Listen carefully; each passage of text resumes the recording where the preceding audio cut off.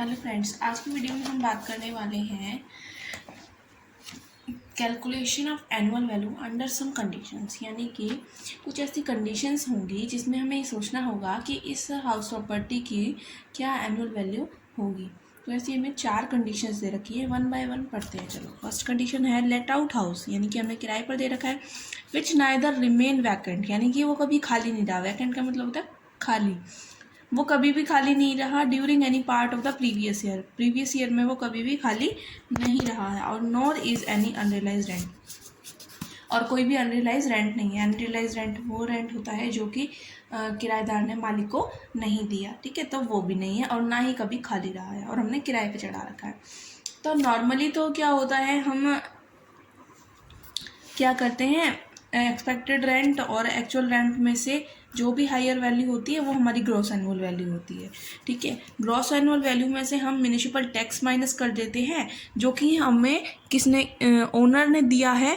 अगर ओनर ने ये टैक्स दिया है तभी हम माइनस करेंगे, नहीं तो नहीं करेंगे, ठीक है। तो अगर ग्रॉस एनुअल वैल्यू में से म्युनिसिपल टैक्स हम माइनस कर देते हैं तो हमारी एवरेज वैल्यू आ जाती है, एनुअल वैल्यू आ जाती है, ठीक है। तो ये तो बिल्कुल नॉर्मल कंडीशन है। एक एग्जांपल से समझते हैं। म्यूनिसिपल वैल्यू दे रखी है हमें 1,00,000 रुपये, फेयर रेंट दे रखा है 1,20,000, स्टैंडर्ड रेंट दे रखा है 1,40,000 और एक्चुअल रेंट दे रखा है हमारा 96,000, जो हमें एक्चुअली में रिसीव हुआ। म्यूनिसिपल टैक्स दिया है 10%, म्यूनिसिपल टैक्स है 10% of municipal value, municipal value का 10% है, ठीक है, म्यूनिसिपल टैक्स। लेकिन वो किसने दिया है, टेनेंट ने, तो हमें इसे इग्नोर करना है। तो चलिए हम इसको कैलकुलेट करते हैं कैसे हम इसमें एनुअल वैल्यू निकालेंगे। इन दोनों में से हम क्या लेते हैं, हायर वैल्यू। हायर क्या हो गया, 1,20,000, ठीक है, 1,20,000। और फिर इसकी हम किससे करेंगे, 1,40,000 से। इन दोनों में कौन सा लेते हैं, लोअर लेते हैं, और वो हमारा क्या होता है, एक्सपेक्टेड रेंट होता है। एक्सपेक्टेड रेंट लोअर कौन सा है, 1,20,000, तो हमारा 1,20,000 क्या हो गया, एक्सपेक्टेड रेंट हो गया। और एक्चुअल रेंट हमें कितना रिसीव हुआ है, 96,000। तो अब इन दोनों में से हम क्या लेते हैं, हायर। तो हमारा हायर ग्रॉस एनुअल वैल्यू हमारी क्या हुई, 1,20,000। ग्रॉस एनुअल वैल्यू हमारी कितनी हुई, 1,20,000, ठीक है। लेकिन हमें एक्चुअल रेंट कितना मिला है, 96, है ना। तो हमारी ग्रॉस एनुअल वैल्यू तो हमारे पास आ गई 1,20,000, और हमें टैक्स तो हमें पेड ही नहीं करना। तो यही हमारी एवरेज वैल्यू, एनुअल वैल्यू होगी 1,20,000 रुपये, ठीक है। अब सेकंड हमारी कंडीशन है लेट आउट हाउस, यानी कि लेट आउट कर रखा है विच रिमेन वैकेंट, यानी कि वो वैकेंट भी रहा है, खाली भी रहा है, होल यानी कि पूरा साल खाली रहा है, या फिर any part of the previous year, यानी कि कुछ हिस्से में प्रीवियस ईयर के कुछ पार्ट तक वो खाली रहा है। अब देखिए, अगर पूरे साल खाली रहा, फुल ईयर वैकेंट, इसमें 2 कंडीशन बनती है। एक तो पूरे साल खाली रहा या कुछ महीने खाली रहा।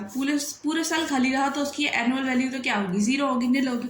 तो ये तो सॉल्व है, बिल्कुल नॉर्मल है। सेकंड है, अगर देखिए अगर वो खाली रहा तो अगर एक्चुअल रेंट स्टैंडर्ड रेंट से इसलिए कम है क्योंकि वो खाली रहा, ठीक है, तो हमें एक्चुअल रेंट को ही ग्रॉस एनुअल वैल्यू कंसीडर करना है, ठीक है।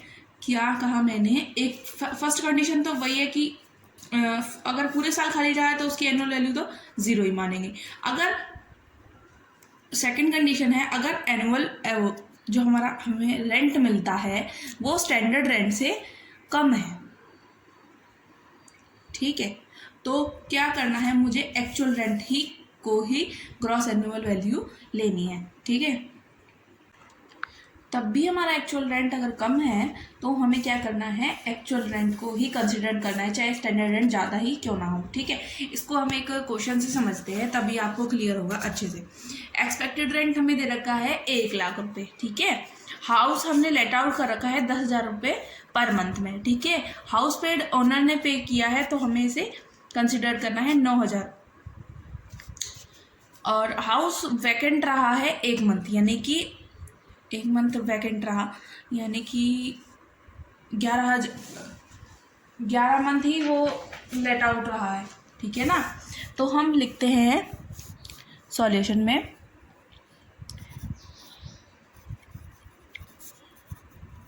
एक्चुअल रेंट फॉर 11 मंथ का कितना रहा, 1,10,000 रुपये है ना।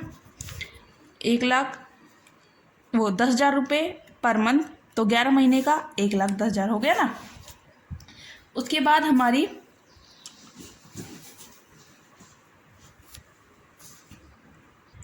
अब देखिए ये तो नॉर्मल कंडीशन आ गई, 1,10,000 और 1,00,000 दोनों में से हायर कौन सा है, 1,10,000। तो यही हमारी क्या हो जाएगी, ग्रॉस एनुअल वैल्यू हो जाएगी ना।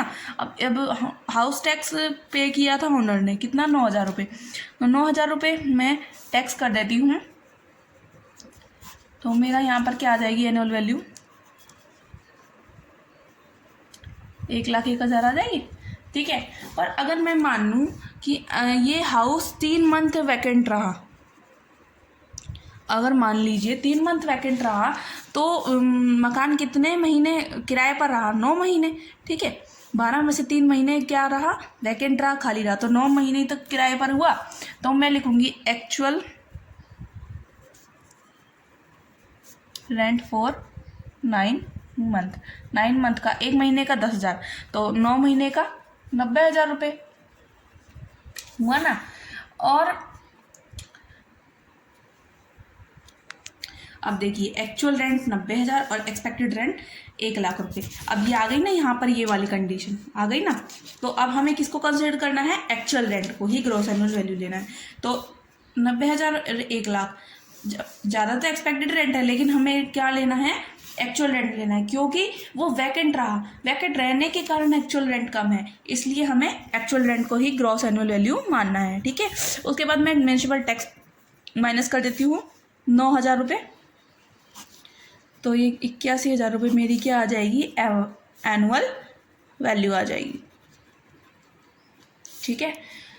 उम्मीद है आपको ये दोनों कंडीशन समझ आई होंगी। अगर समझ आई हो तो like, share, comment and subscribe जरूर कीजिएगा। Thank you so much.